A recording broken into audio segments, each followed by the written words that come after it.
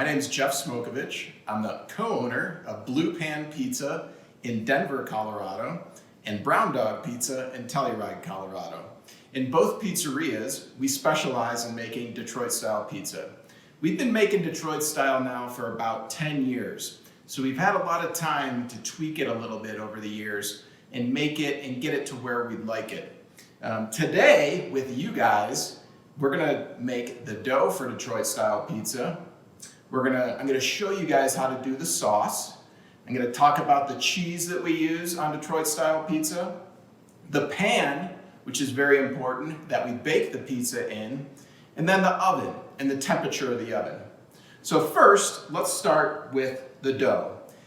And I like to categorize Detroit-style pizza into 5 characteristics. First one being the dough, second one being the sauce, third the cheese, fourth the pan, and fifth the oven. So we're starting with the dough here. We're gonna use this KitchenAid mixer. I have a scaled down version right now of the dough that we actually use in the pizzerias. So on the counter here, I have our flour. The flour that I like to use for Detroit-style pizza is a high gluten flour. It's about 14.12% protein. It's a very strong flour. I'm gonna use room temperature water, active dry yeast. I like to use, instead of sugar, I like to use diastatic malt. And then I have a pre-ferment too. I'm gonna talk about this pre-ferment first before we start making the dough. And we're gonna put the pre-ferment in our final dough when we close it out. We use some sea salt, extra virgin olive oil. So on the counter here, I have our pre-fermented dough. I started this 2 days ago, 48 hours ago. It's very simple. I'm using a low protein flour, which is also low gluten. It's about 12% protein. I'm only mixing it with water and active dry yeast. Now for Detroit-style pizza, when we're talking about the dough, we're gonna talk about hydration too. The hydration of Detroit-style pizza is much higher than a New York-style pizza or a Chicago-style pizza.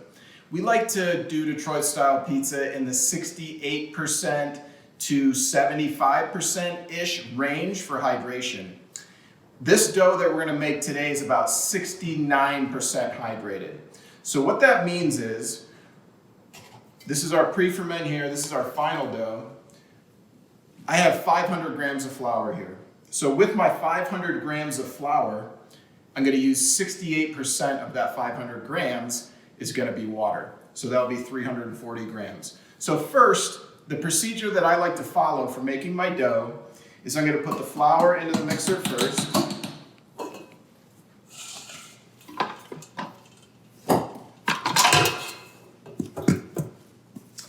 Then I like to put the malt in next. When I put the malt in, I'm gonna start the mixer up so that it combines somewhat with the flour. This is on a low speed too.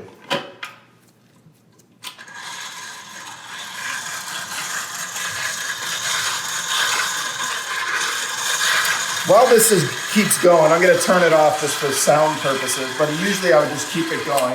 I have my water here, and now I'm gonna pour my active dry yeast into it.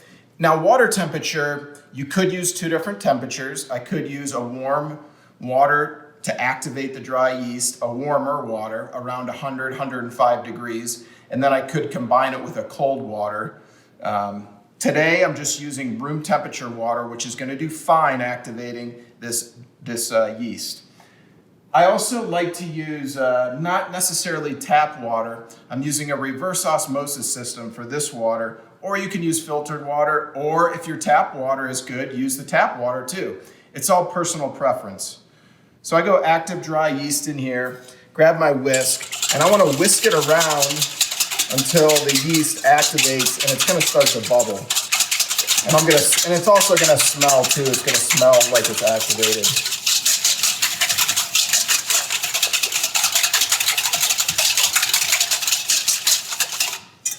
You guys can see it bubbled up some there. You'll get to learn the smell when the yeast goes in the water, what it's supposed to smell like, and this is smelling great right now. So I'm gonna go, so I have my flour and my diastatic malt in here, And now I'm gonna pour my yeast water in. I'm gonna keep my mixer going then. I'm gonna pour the water in. I don't want to dump it in real fast. I'm gonna pour it around the sides and get it going real slow so it hydrates that flour and it's not shocked by it.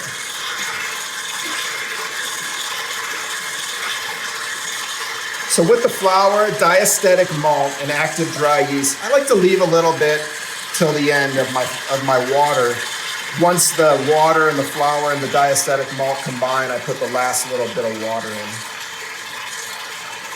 And I'm gonna let this mix for approximately 3 to 4 minutes. And then next is gonna be my pre-ferment.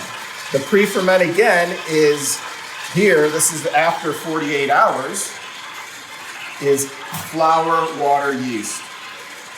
So this is starting to combine pretty good here. So I'm gonna add my last little bit of water.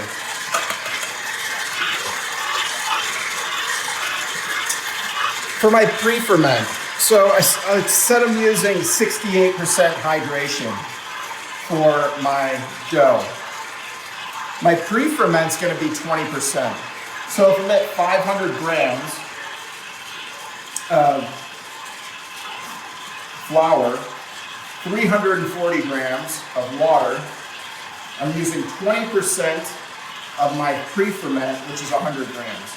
So I already portioned this out here. So I want to get this, I'm going to stop the mixer. You guys can see inside the mixer. It's combined, but it's not completely smooth and silky. So this is the time that I want to put my pre-ferment in. And I don't just want to throw it in one big chunk. I like to break it up into little chunks so that when I start mixing it, it's going to combine a lot better.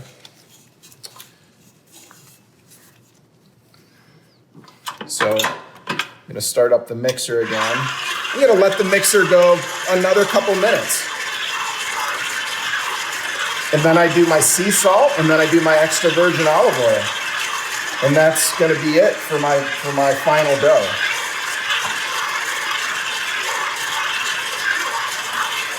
Each time that I add the next ingredient, I like to stop the mixer, open up the dough, pour the ingredient in. For example, now we got the sea salt.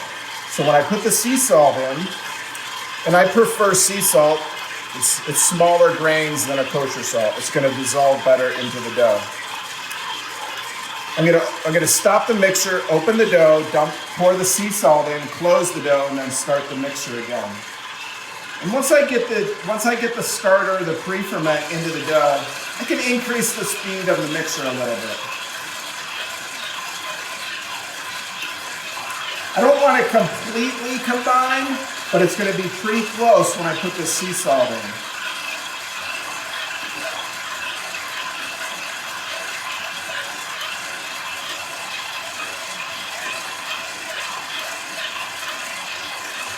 I'm going to go ahead and stop the mixer, like I said. Open up the dough here, which I'll actually take out so you guys can see it a little bit better, what I mean by creating a hole in the dough here, and then pouring the sea salt in. And I'm gonna do the same for the extra virgin olive oil too, and that's the last ingredient in the dough. Close it up and put it back into the mixer.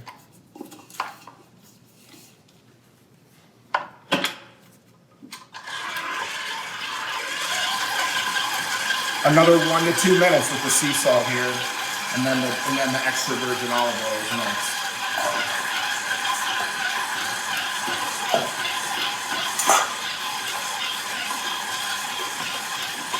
So this is my pre-ferment that I have here. Like I said, 48 hours. This is my final dough that I already made. Because I'm going to show you guys next how to push the dough and put it into a Detroit-style pan. So I made this dough yesterday. I like to do my pre-ferment at 48 hours and my final for 24-hour fermentation. And these are all, depending on the season, they could be a cold fermentation, or we could leave them outside the walk-in for hours and then put them in at the end of the night, or sometimes in the winter we may even leave the final dough out all night, depending how cold the restaurant is. So I got the sea salt is combined with the dough now. I'm going to stop the mixer again.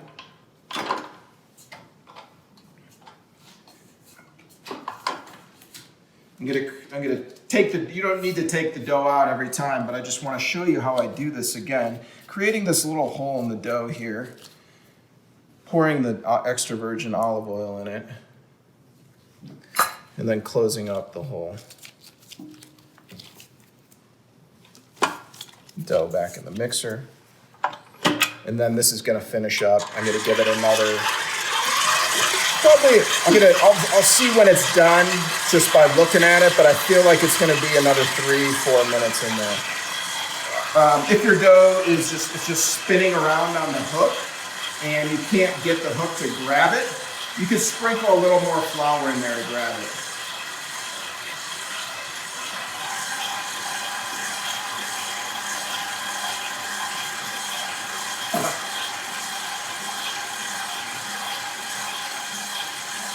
Okay, while that's not finishing up mixing there, I'm gonna move on to the pan, which is one of the characteristics of Detroit-style pizza. The pan is very important.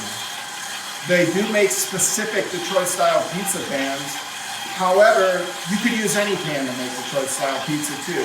Traditionally, this would be a small Detroit-style pan, an 8x10. What we use for a large, and most Detroit-style pizzerias would use it too, would be a 10x14 pan. And then some other Detroit-style pizzerias, they just use a different style pan and a different size pan. The characteristic, though, that you really want to make sure you have on your pan, if you're using a different pan than a Detroit-style pizza pan, is to have these nice high side rolls. Now this is about, I would probably say it's approximately 2.5 inch sidewall on it here. And the reason is we're gonna let our dough ferment in here. So we wanna let it rise up and not go over the side of the pan. And you can almost, I don't know if you can see in here because this is a pan that we've used a lot, but you can see around the edge where the pizza actually, where the caramelized cheese is and the dough goes up to, and then you can see above it how it's a little bit darker. But this like white line around there is approximately the thickness of the Detroit-style pizza that we're gonna make today. So you can see we have another inch or so of room left in the pan. So if you're using a different pan, just make sure you get about a 2-inch sidewall on it. Now, we need to grease the pan too with a fat. What can you use to grease the pan? A number of different things. You could use corn oil, you could use extra virgin olive oil, you could use canola oil, you could use a shortening, you could use butter. It's all personal preference. Today I'm going to use a shortening in it, a vegetable shortening. So let's go back to the dough now. It's just about finishing up. I'm going to give it another minute or two, but it's looking really nice. It's getting nice and silky and smooth, which is kind of what I'm looking for in my final dough. When the dough finishes up, I'm going to let it rest for 5-10 minutes. When I'm in Colorado here, it's very dry, so I don't let it rest in the mixing bowl. I want to take it out of the mixing bowl, put it in another bowl, or out of the mixing bowl and cover it. We're always covering our dough in Colorado just because it dries out so fast. I've only had this on the counter now for like 5 minutes, and you can already see that it's starting to get a little bit of skin on top of it from drying out. Same with our final dough here.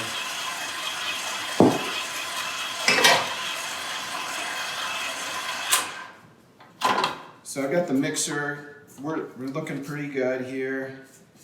Here's our final dough. I'm gonna put it into the mixing bowl and cover it up and let it rest. Now I'm doing a bulk fermentation too. So we're not cutting and balling this like you would for an Italian or New York or even a Chicago style pizza. Now this is just what I do too. You know, it's all personal preference like I said, but I like to cover this. I'm gonna leave it out at room temp. It's kind of springtime now, it's warm outside. So I'll probably leave it out for an hour or two, and then I'll put it into the refrigerator overnight and it'll be ready to go tomorrow. Let's go back to the pan here and show you, I'm gonna show you how I put the fat into the pan. Like I said, I'm gonna use a vegetable shortening in this. You can use a number of different fats. I prefer this one.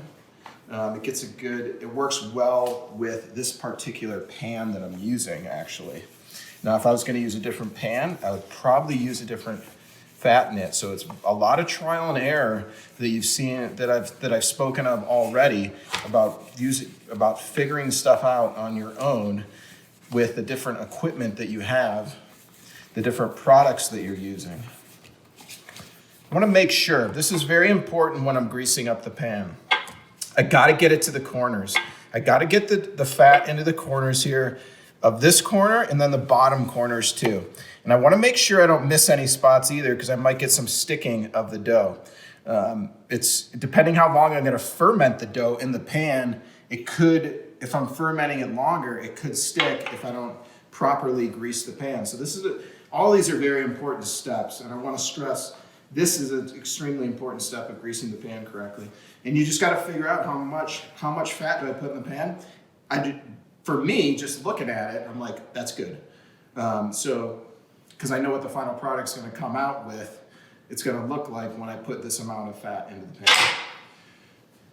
Next, I want to show you guys how to push the dough and get it into the pan properly.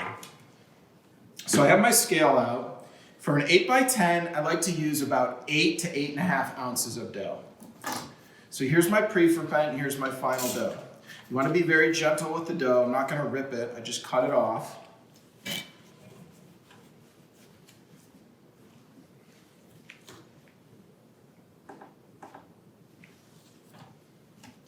And weigh it out here.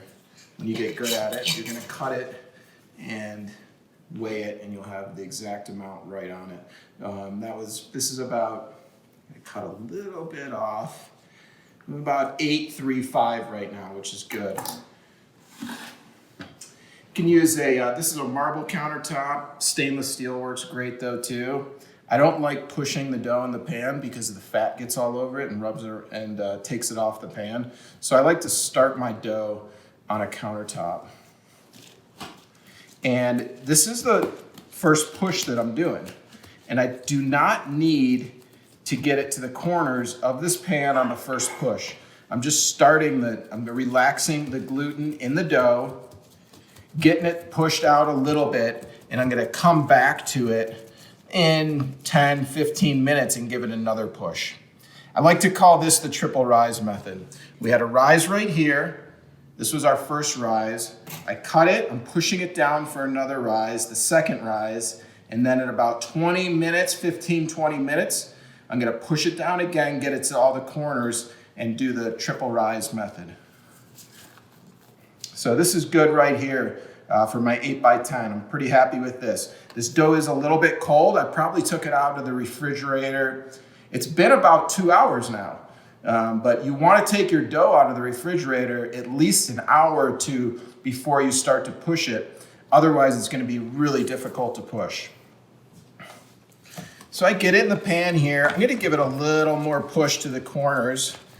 I don't need to get it perfect because I want that last rise. In about 20 minutes, I'm going to push it again.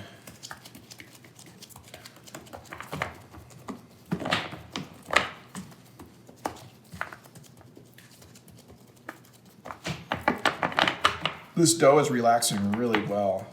I'm hardly touching it at all right now, and it's going to the corners really nicely. So it's not perfect right there because I have a little gap here, a very important gap that I need to fill in that corner, here, and you can see a big gap in that corner too. But I'm gonna let it rest for about 20 minutes. Then I'm gonna come back to it and do that final push. While I'm letting it rest here, I wanna make sure that I cover it. However, if you're in an area of the country with extremely high humidity, you may not need to cover it. I know in Detroit, when I go to my favorite pizzerias in Detroit and see them proofing the dough, they just have the pans stacked up and they don't even have them in bags and they're not covered at all because the humidity is so high there, especially in the summer.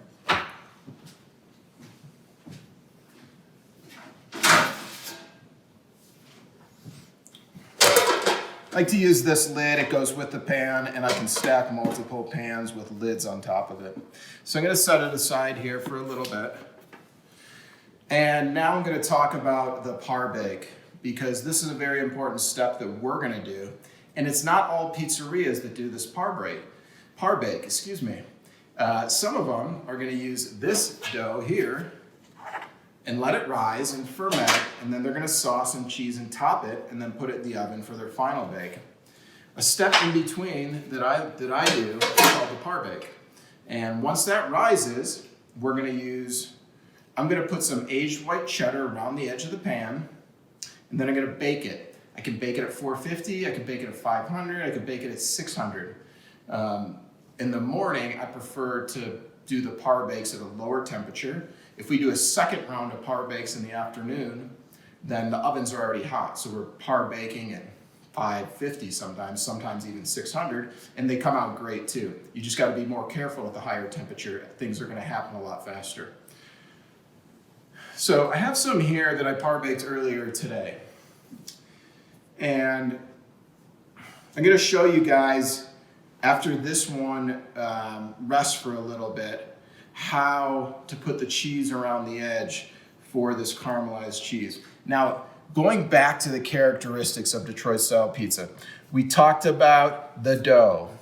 We talked about the pan. We're gonna talk about the sauce, and we'll talk about the oven.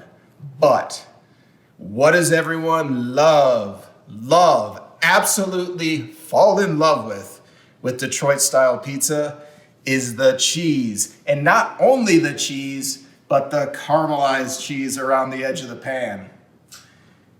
Because people fall in love with this caramelized cheese, I like to try and take it to another level. So not only are we gonna do aged white cheddar around the edge for the par bake, then for our final bake, we're gonna use a blend of two other cheeses. We're gonna use a Wisconsin brick cheese, which is very similar to a mozzarella, slightly creamier, slightly more buttery. And we're gonna use a whole milk mozzarella too. So three cheeses we're gonna get around the edge. In the center of the pizza is gonna be the blend of the Wisconsin brick and the whole milk mozzarella.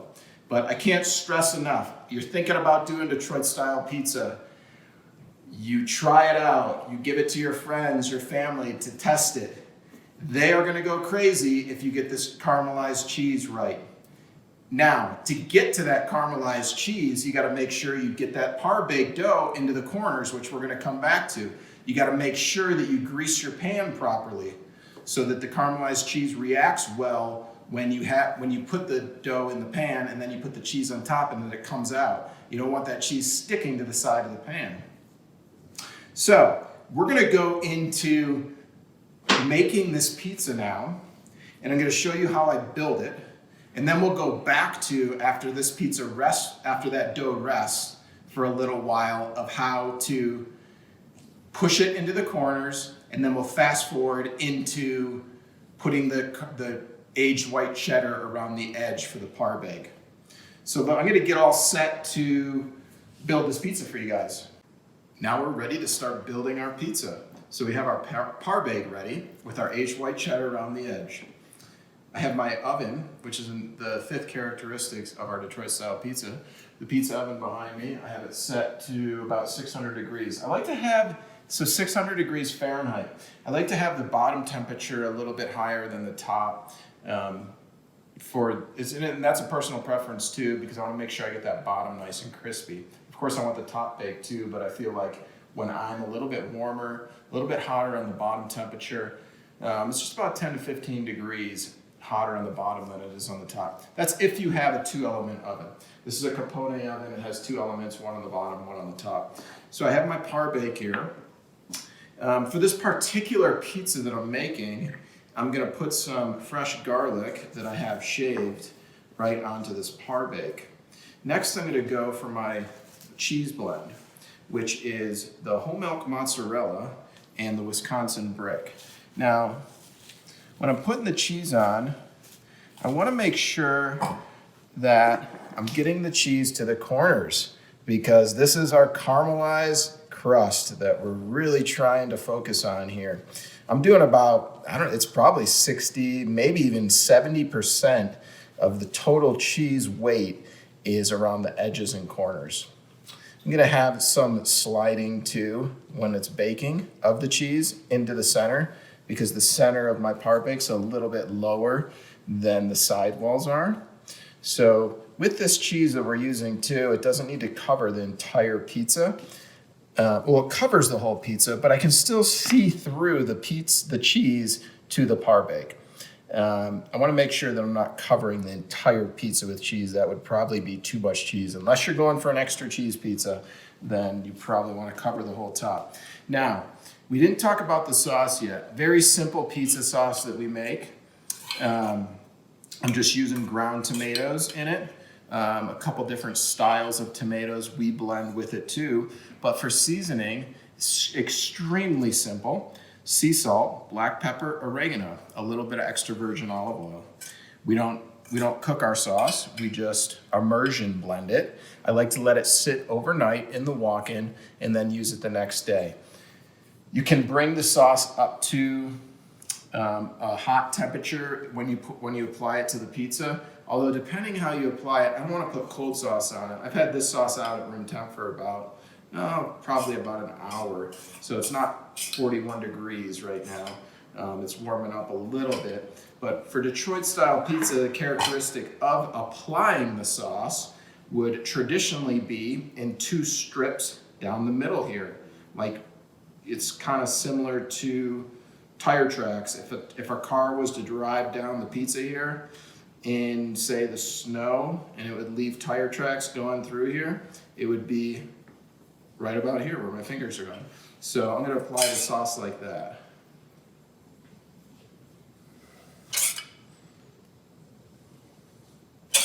Now, for some styles of pizza too, or for some specialty pizzas rather, I'm going to apply my sauce under the cheese. And we do that at the pizzerias too, at Blue Pan and Brown Dog. There's certain specialty pizzas that we make that the sauce just goes better when it's under the cheese. And that's usually with a lot of toppings on top. So if I'm applying a lot of toppings to the top of this, I'm usually going to put the sauce under the cheese to make sure that everything bakes correctly. So for this pizza, I'm going to do some cupping pepperoni. I love this cup and char pepperoni. It's going to char around the edge, cup up, leave a little grease pit in the middle. It's excellent. And I'm applying the pepperoni where I'm going to cut the pizza. I cut the pizza here. I cut it in half. Either you're going to have 4 pieces, or you could double cut it and have 8 and have smaller pieces. So I'm actually applying the pepperoni like I'm going to double cut it into 8. If I was going to cut it into 4, I would leave a row right here and a row right here that's open, so that when I cut it, the pepperoni doesn't slide under it. I'm going to put some Italian sausage on top. Now this sausage is not cooked yet. It's going to bake when it's in the oven. So this is raw sausage that I'm putting on top. And when I apply it, I'm going to pinch it and flatten it out some. So I don't want to put it in big chunks on here because I want to make sure that it cooks all the way through. However, if I want to put bigger pieces on, that's okay. Just make sure that the sausage is flat. And then after I put the sausage on, I'm going to go in the oven. I have the oven right now at 600. There's actually a cheese pizza in there right now that's baking. So we're going to be able to check that pizza out while we're putting this pizza in. Now, when it comes out of the oven, it's going to be approximately at 600 degrees for about 8 to 10 minutes. Now, going back to the par bake, we talk about time on that, I'm at about 450, and that's about 4 to 6 minutes. But you saw where on the par bake, what it looks like. So you're basically doing, the par bakes are actually in, this is one and then the other one's in the oven. But you'll get a feel for when you par bake it, what you want it to look like. So let's go over to the oven and check out this cheese pizza that's in the oven now. See how this is doing. I probably put it in 4 or 5 minutes ago, so we got another 3 to 5 minutes on this one. It's baking really well though. So I'm going to go ahead and pop this one in the oven too. and get this going for you guys. And then we're gonna go back to pushing out our par bake, which should be good for the triple rise method that we're using. It's right over here. We're gonna get that to the corners. Yeah, that cheese pizza, it's about 2 or 3 minutes out, I think, before I want to check the bottom of it, because I don't want to burn the bottom of it, and then I might have to go back in. So let's quickly go back to here, to our dough that we have in the pan. It's been resting for about 15 to 20 minutes. And I have these gaps left. So I want to very gently push the dough to the corners. See how easy the dough is going to the corners now that I let it rest? Now, this is very important for this triple rise method, not to be so rough with the dough and see this gap 20 minutes ago and pull it and stretch it, and then you're not going to get a nice rise out of the dough if you're so rough with it. That's why I like to let it rest and do this final push here. So I got this to the corners here. I'm going to put the lid back on, go check on that pizza in the oven, and then we're going to come back to this and I'm going to show you how I cheese it with that aged white cheddar. An important tool you don't need but is very helpful with the Detroit style pizza are these pan grippers. And this is what I'm going to pull the pizza out of the oven with when the pan's really hot. So let's check this cheese pizza here. It's baking really well right now. I think I want to give it another couple minutes though. You can see the caramelized cheese around the edge of the pan. I'm actually going to check the bottom of it just to make sure right now that I'm not burning it. So you got to chisel it out easy though. You don't want to be, again, don't be rough with it because you want to maintain that nice caramelized cheese around the edge. Okay, let's check the bottom and see what we got going here. We can go back in the oven or this pizza could be done. It's pretty good on the bottom. I don't know if you can get a look at that. If I was in the restaurant, I'd say this pizza is good to go. I'm gonna take it out, lift it up so you guys can get a good look. I got a nice browning on the bottom of the pizza.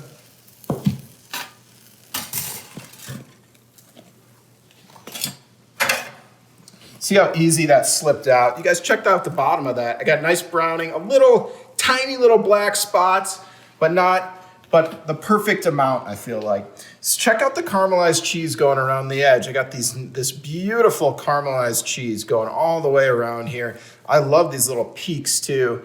And we created those when we were greasing the pan. And you saw how easy that pizza just popped right out of the pan because we put our fat in it really in a really good manner. So check it out here too. And there's the top.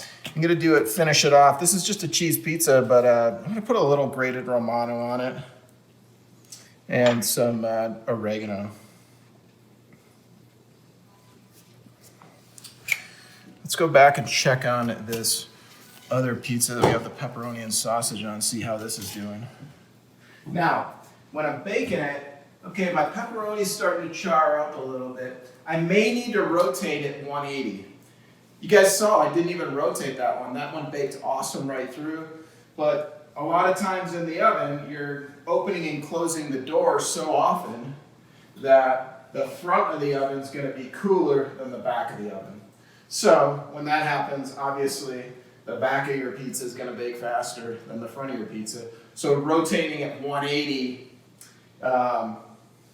halfway through it, or just looking at it and seeing when you need to do it is a pretty good idea. Try not to open and close the oven constantly because it's going to lose heat, the oven. I can see here, I'm going to give it another couple minutes, then I'm going to do the 180 turn on it. While we're doing that, we have this resting just for another minute. Let's cut this and see how it looks inside.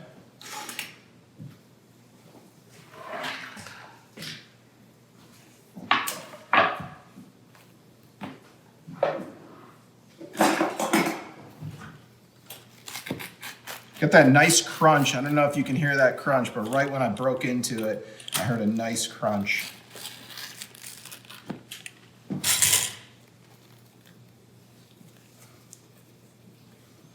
Beautiful slice of Detroit style cheese pizza there.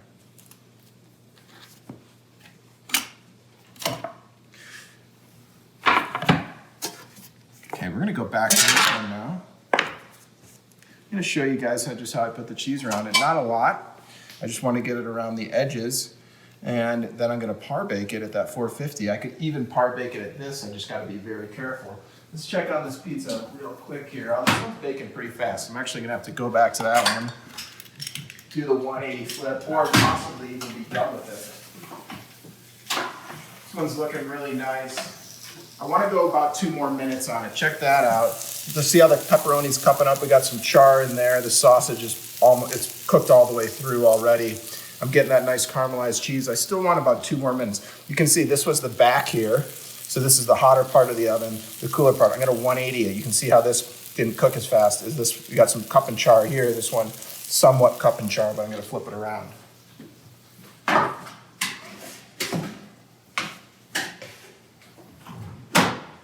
Okay, while we're waiting for that, let's go ahead and apply this aged white cheddar. So again, caramelized cheese. That's what people love. Give it to them. Give them what they love. Go to the corners, go to the edges, get that cheese there. You don't want to over cheese it. I don't want to under cheese it. I want a good balance of cheese here with the dough and the sauce.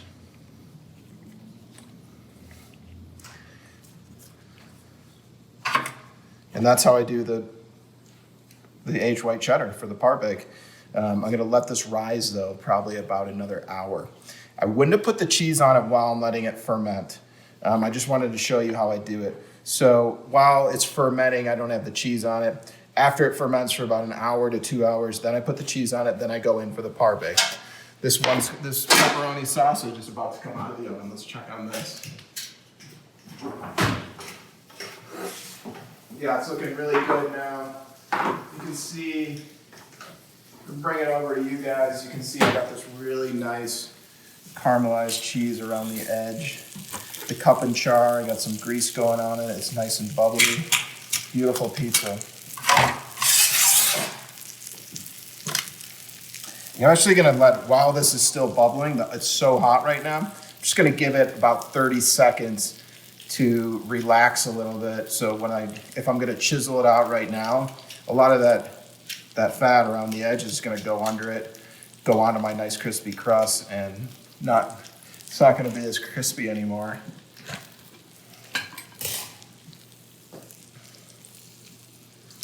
It's a great caramelized cheese around it, the cup and char. The pizza sauce looks good in its 2 strips. The sausage is cooked through. I'm really excited to see now what the bottom of this pizza looks like, to see how we did on the bottom. That's the last step here before we put our finishing toppings on, to see if we need to go back in the oven or if we need to make another pizza because we overcooked it and it's black on the bottom. I think this one's gonna be really nice though. Let's check it out here. I'm gonna let you guys see it first. Oh yeah, that's a beautiful bottom. Check it out. Nice brown on the bottom there.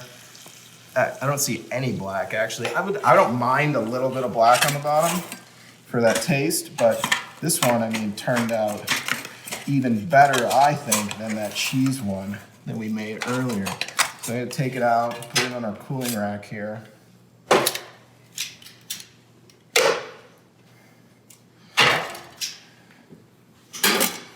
I'm gonna cut this up for you and let's check the inside of it and see how that crumb looks.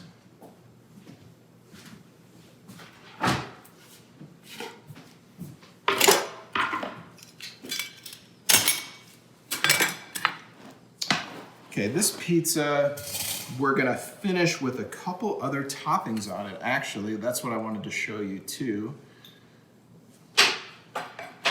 Getting a little droopy on this side, so I just push the sauce and the toppings over because I want to maintain this nice edge all the way around. So I'm going to go with some grated Romano. And then I have some whipped ricotta here. I'm just going to dollop it on.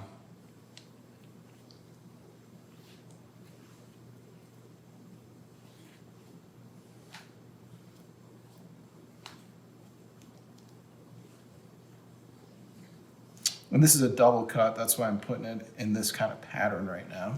I'm gonna have 8 pieces out of it. I'm gonna finish it off with some oregano.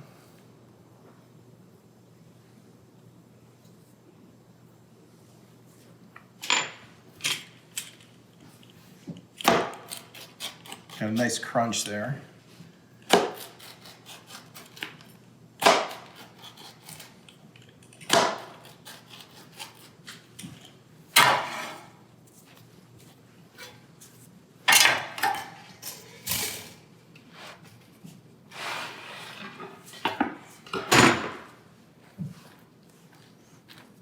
And there we have it. Detroit style pizza.